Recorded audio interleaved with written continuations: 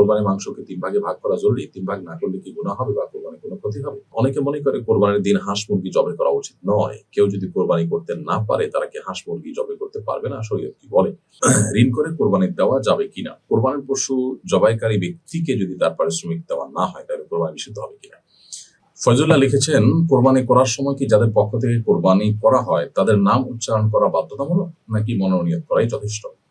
আমরা যদি কোরবানির মৌলিক এবং জরুরি বিষয় বলি তাহলে জরুরি বিষয়ের মধ্যে এটি নেই যে কোরবানিকারকদের নাম উচ্চারণ করতে হবে, বরং নাম উচ্চারণ করা নেই, কিন্তু কোরবানির পশু কেনার সময় বা কেনার পর এটা কার কার তরফ থেকে হচ্ছে, কে কত অংশ নিচ্ছেন, এই বিষয়গুলো যদি ক্লিয়ার থাকে তাহলে সেক্ষেত্রে তাদের নিজেদের জানাশোনা আছে, বলা আছে, তাহলে সেক্ষেত্রে এটুকুই যথেষ্ট হয়ে যাবে। কোরবানি বিশুদ্ধ হওয়ার জন্য নাম উচ্চারণ করা কোরবানি বিশুদ্ধ হওয়ার জন্য শর্ত নয়, তবে নাম উচ্চারণ করা সুন্নাহ।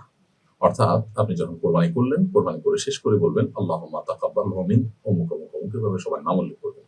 আর যদি একা নিজের পক্ষ থেকে হয় তাহলে বলবেন আল্লাহুম্মা তাকাব্বালহু মিন্নি, আল্লাহ এটা আমার পক্ষ থেকে আপনি কবুল করেন, কামা তাকাব্বালতা মিন খালিলিকা ইব্রাহিম ওয়া হাবিবিকা মুহাম্মদ সাল্লাল্লাহু আলাইহি ওয়াসাল্লাম, যেমন আপনি কোরবানি কবুল করেছিলেন আপনার খলিল ইব্রাহিম আলাইহিস সালাম এটা, আপনার হাবিব মুহাম্মদ সাল্লাল্লাহু আলাইহি ওয়াসাল্লাম এটা, ঠিক একইভাবে আমার কোরবানি কবুল করুন। এভাবে বলা সুন্নাহ, বা কেউ বলতে পারেন, তবে হাদিসের যে টেক্সট আছে হুবহু সেটা বলতে পারলে অধিকতর উত্তম।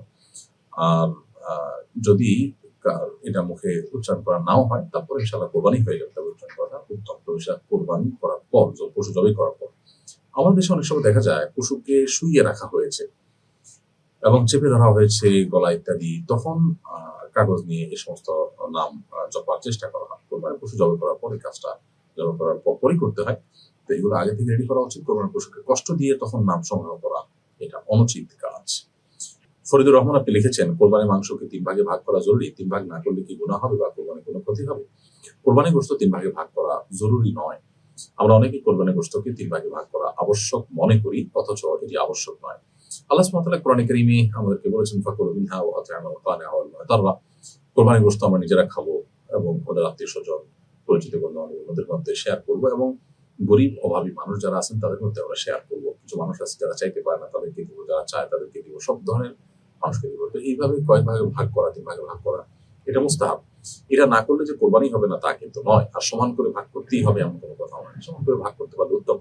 কিন্তু এদিক সেদিক হলো, আপনি কিছু রাখলেন, অনুমান করে কিছু রাখলেন, কিছু দান করলেন, কিছু গরিব আত্মীয়স্বজন বা বন্ধু-বান্ধব অন্যদেরকে দিলেন, কিছু গরিব মানুষকে দান করলেন। তো এইভাবে বিভক্ত করতে পারলে সেটা উত্তম হয়।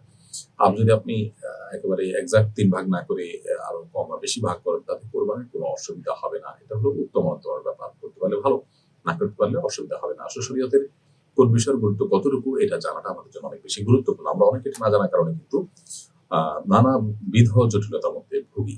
রুহুল আমিন লিখেছেন, অনেকে মনে করে কোরবানির দিন হাঁস মুরগি জবাই করা উচিত নয়। কেউ যদি কোরবানি করতে না পারে তারা কি হাঁস মুরগি জবাই করতে পারবে না? শরীয়ত কি বলে?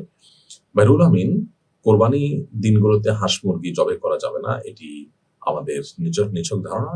এটা আসলে শরীয়তের কোনো নির্দেশনা নয়, বরং শরীয়তের নির্দেশনা হলো যে কোরবানির দিন কোরবানির পশু যেরকম জবাই করা যাবে, কেউ চাইলে হাঁস মুরগিও জবাই করতে পারবেন, কোনো অসুবিধা নেই। সাইদ আহমদ আপনি লিখেছেন, ঋণ করে কোরবানি দেওয়া যাবে কিনা? অনেকেই বলেন জায়েজ হবে না, এ বিষয়ে আপনার কাছ থেকে জানতে চাই। ভাই সাইদ আকন্দ, কোরবানি যদি কেউ ঋণ করে দিতে চান তিনি দিতে পারবেন যদি তার ঋণ পরিশোধ করবার মতো সেরকম ব্যবস্থা, প্ল্যান, পরিকল্পনা থাকে।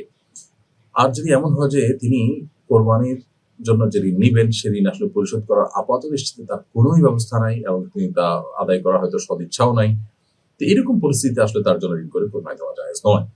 কারণ ঋণ পরিশোধ করার গুরুত্ব ইসলামী শরীয়তে অপরিসীম। আপনি ঋণ পরিশোধ করার যথাযথ ব্যবস্থা নাই, এমন অবস্থা আপনি ঋণ করে কোরবানি করার কোনো অর্থ হতে পারে না। এই জন্য এই বিষয়ে আমাদের সর্বোচ্চ দায়িত্বশীল হতে হবে। যে কোনো আর্থিক ইবাদতেই আপনি ঋণ করে সেটি করতে পারেন। কেউ ঋণ করে দান করলেন, এটি হতে পারে। এটা রাসূল আকরাম সাল্লাল্লাহু আলাইহি ওয়াসাল্লাম তার সাহাবায়ে কেরাম থেকে বিভিন্ন ঘটনা দ্বারা বর্ণিত যে তারা ঋণ করে দান করেছেন। ঠিক একইভাবে ঋণ করে কোরবানি করা যেতে পারে। তবে যেটি বললাম যে ঋণের টাকা আমি পরিশোধ করবো, তার একটা প্ল্যান পরিকল্পনা থাকবে, অথবা আমি পরিশোধ করতে পারবো, সে আস্থা কনফিডেন্ট থাকবে নিজের প্রতি, সেটা ঠিক আছে। একজন মানুষ হয়তো তার 10,000 টাকা মাসে ইনকাম নেই, যদি 5 লাখ 10 লাখ টাকা ঋণ করেন দান করার জন্য, তো সেটা অবশ্যই অনুচিত হবে এবং জায়েজ হবে না। কারণ তিনি এই 10 লাখ টাকা পরিশোধ করার আপাত দৃষ্টিতে তার কোনো উপায় নেই। তিনি নিছকই তথাকথিত আল্লাহর উপরে ভরসা করে ঋণ নিয়ে এলেন, নিজের দেওয়ার মতো সেরকম অ্যাবিলিটি মোটেই নাই, এরকম করা জায়েজ হবে না। কোরবানির পশু জবাইকারী ব্যক্তিকে যদি তার পারিশ্রমিক দেওয়া না হয় তাহলে কোরবানি নিষিদ্ধ হবে কিনা? কোরবানির পশু যিনি জবাই করেছেন তিনি যদি এটা তার শ্রম হিসাবে, এটা তার উপার্জনের মাধ্যম হিসাবে জবাই করে থাকেন, সাধারণত সেটাই হয়, তাহলে সেক্ষেত্রে তার পারিশ্রমিক দেওয়া জরুরি। তার পারিশ্রমিক যদি আপনি না দেন তাহলে আপনি গুনাহগার হবেন। তবে কোরবানি হয়ে যাবে, হয়তো কোরবানির সাথে এর সম্পর্ক নেই, কোরবানি বিশুদ্ধ হয়ে যাবে। কোরবানির পশুর যদি রঙগুলো সঠিক পদ্ধতিতে আপনি কেটে থাকেন এবং কোনো বিষয় ঠিক থাকে, কোরবানি হয়ে যাবে। বাট কোরবানি যিনি করেছেন, জবাই করেছেন, সেই লোকের টাকা যদি আপনি মেরে দেন বা টাকা না দেন তাহলে সেক্ষেত্রে আপনি গুনাহগার হবেন এবং বান্দার হক নষ্টকারী হিসাবে বিবেচিত হবেন। একজন মানুষ তিনি যার ছুরি কিনেছেন, ছুরি ধার দিয়েছেন এবং জবাই করছেন, এটা জানা বিষয় যে তিনি ঈদের দিন জবাই করে পারিশ্রমিক নিয়ে থাকেন, তাহলে সেক্ষেত্রে তাকে আপনি পারিশ্রমিক না দিলে আপনি গুনাহগার হবেন এবং দায়ী থাকবেন। হায়াতার লিখেছেন, কোরবানি পশু জবাইকারীকে চামড়া বা গোশত দেওয়া যাবে কিনা? কোরবানি পশু যিনি জবাই করবেন তাকে আপনি জবের বিনিময়ে নগদ অর্থ বা অন্য কোনো কিছু দিবেন পারিশ্রমিক হিসাবে। কোরবানির পশুর কোনো কিছুকে পারিশ্রমিক হিসাবে দেওয়া জায়েজ নেই। কোরবানির পশুর কোনো কিছু যদি পারিশ্রমিক হিসাবে দেন তাহলে কিন্তু কোরবানি বিশুদ্ধ হবে না। নবী করিম সাল্লাল্লাহু আলাইহি ওয়াসাল্লাম আল্লাহ তাআলাকে নির্দেশ করেছেন পরিষ্কারভাবে যেন তিনি কোরবানির পশুর গোশত বা তার পায়া, তার মাথা কোনো কিছুই যেন কসাইকে না দেন। কারণ কসাইকে তার ন্যায্য মূল্য বা ন্যায্য পারিশ্রমিক দিবেন, আর কোরবানি পশুর গোশত যদি দেন তাহলে সেটা বিক্রি করার মতোই হয়ে যায়। কোরবানি পশুর গোশতকে কারোর শ্রম নিয়ে পারিশ্রমিক দিলেন মানে হলো কেমন যেন বিক্রি করলেন। কোরবানি পশু বিক্রি করা যেরকম কোরবানি কর্তার জন্য জায়েজ নয়, যাকে কোরবানির গোশত দিয়ে দিয়েছেন তিনি এবার গোশত বিক্রি করলে এটা তার ব্যাপার, তার জন্য জায়েজ আছে। ঠিক একইভাবে কোরবানি পশুর কসাই কিংবা জবেকারী এরকম কাউকে কোরবানি পশুর গোশত বা কোনো কিছু পারিশ্রমিক হিসাবে দেওয়া জায়েজ নাই। হ্যাঁ, গরিব হিসাবে অন্য 10 জনকে যেরকম দিয়ে থাকেন সে পরিমাণ তাদেরকে দিলে সেটি জায়েজ হতে পারে। আপনি লিখেছেন, কোরবানির পশু জবাইকারীকে পারিশ্রমিক দেওয়া যাবে কিনা? কোরবানির পশু জবাই করা তো ইবাদত, আর ইবাদত করতে পারিশ্রমিক নেওয়া যায় না। বিষয়টা ব্যাখ্যা করে সন্দেহ মুক্ত করবেন। ভাই আলিয়াসগর খুব সুন্দর এবং চমৎকার একটি প্রশ্ন করেছেন। কোরবানির পশু যিনি জবাই করবেন তাকে কিন্তু পারিশ্রমিক দেওয়া জায়েজ আছে এবং বৈধ কাজ। কোরবানি করা ইবাদত, সেটা আপনার জন্য। যিনি জবাই করে দিচ্ছেন তিনি আপনার ইবাদতে আপনার সহযোগিতা করছেন। ধরুন আপনি নামাজ পড়বেন, তো নামাজ পড়ার জন্য আপনি জায়নামাজ কিনবেন, তো যিনি জায়নামাজ আপনার কাছে বিক্রি করছেন তিনি কিন্তু ইবাদত করছেন না, তিনি ব্যবসা করছেন। আপনি তার কাছ থেকে জায়নামাজ নিয়ে সালাত আদায় করবেন। এখন ইবাদতের কাজে কেনা বেচা করা, টাকা ব্যবসা করা যায় হবে না এরকম কিন্তু আপনি বলেন না। ঠিক একইভাবে আপনার পশু জবাই করাটা আপনার কর্তব্য। আপনার পশু আপনি জবাই করতে পারছেন না বা আপনাকে সহায়তা নিচ্ছেন, তিনি করে দিচ্ছেন, তো তাকে আপনি অবশ্যই পারিশ্রমিক দিতে হবে।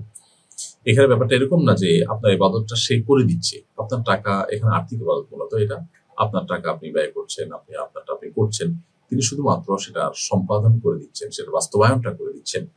ধরুন মসজিদ নির্মাণ করা একটা ইবাদতের কাজ, এখন আপনি টাকা দিচ্ছেন, আরেকজন সে টাকা দিয়ে বা আপনার কন্ট্রাক্টরি করে আপনার মসজিদটা তৈরি করে দিলেন, তো তার সেই টাকা নেওয়া যেরকম জায়েজ, ঠিক একইভাবে কোরবানির পশু যিনি জবাই করেছেন তার পারিশ্রমিক নেওয়া জায়েজ আছে। তবে কোরবানির পশু যিনি জবাই করেছেন তাকে গরুর কল্লা দেওয়া বা জবাই করেছেন সেই কারণে তাকে কোরবানির পশুর কোনো কিছু দেওয়া না জায়েজ, কারণ পারিশ্রমিক হিসাবে কোরবানির পশুর গোশত বা কোনো কিছু দেওয়া যায় না। তবে তাকে আপনি এমনিতে অন্য গরিব বা অন্য প্রিয়জনদেরকে যেরকম দেন তারই অংশ হিসাবে তাকে যদি দেন তাহলে সেটা জায়েজ হতে পারে। এরপর প্রশ্ন হলো যে নিজের কোরবানি নিজে করা উত্তম। আমি জানতে চাই সুন্নত তরিকায় কিভাবে নিজের কোরবানি নিজে করতে পারি।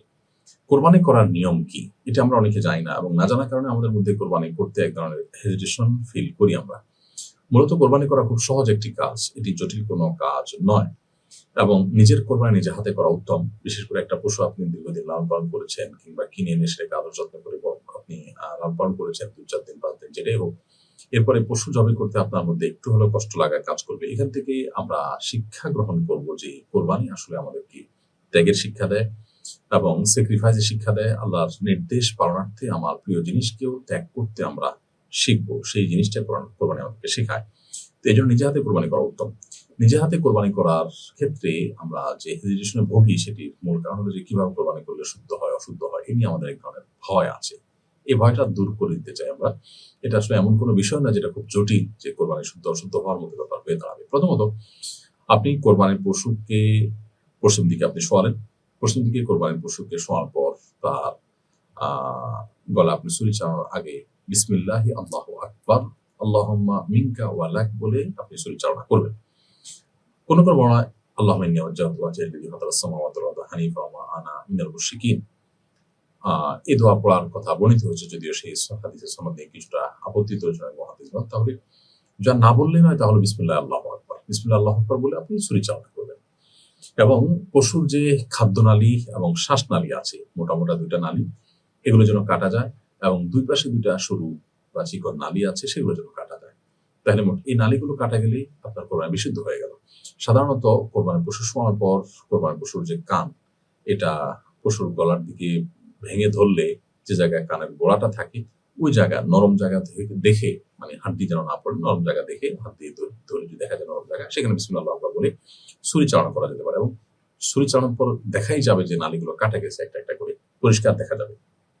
অতএব এই খাদ্য এবং শ্বাসনালী, খাদ্যনালী, শ্বাসনালী এগুলো একটু বড় থাকে, আর ২ পাশে ২টা সরু বা চিকন নালী থাকে, সেগুলো কাটা হয়ে গেলে কোরবানি বিশুদ্ধ হয়ে যাবে। বিসমিল্লাহ করে আপনি কোরবানি করে ফেলবেন।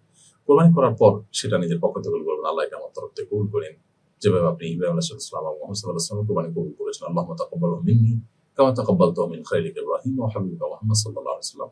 আর অন্য কারোর তরফ থেকে কোরবানি যদি আপনি করে থাকেন, তাহলে জবাই করার পর বলবেন, আল্লাহ এটা আপনি অমুক অমুক অমুকের তরফ থেকে কবুল করে নিন। যদিও এই বলাটা জরুরি নয়, বিসমিল্লাহ আল্লাহু আকবার বলে আপনি পশু জবাই করলেন, শ্বাসনালী, খাদ্যনালী এবং ২টা সরু নালী কাটা গেল, এটাই হলো মূল বিষয়। আপনি মুসলমান হিসাবে আপনি কোরবানি করলেন নিজে, এবং এই নালীগুলো কাটাটা নিশ্চিত করলেন, বিসমিল্লাহ বলে জবাই করলেন, যথেষ্ট হয়ে গেল। কোরবানি বিশুদ্ধ হয়ে যাবে এইটুকুর মাধ্যমে ইনশাআল্লাহ তাআলা। অতএব নিজে কোরবানি পশু নিজে জবাই করার ক্ষেত্রে হেজিটেশন আমরা চাইলেই দূর করতে পারি এবং হিম্মত করতে পারি। আস-সুন্নাহ ফাউন্ডেশন, উম্মার স্বার্থে সুন্নাহর সাথে।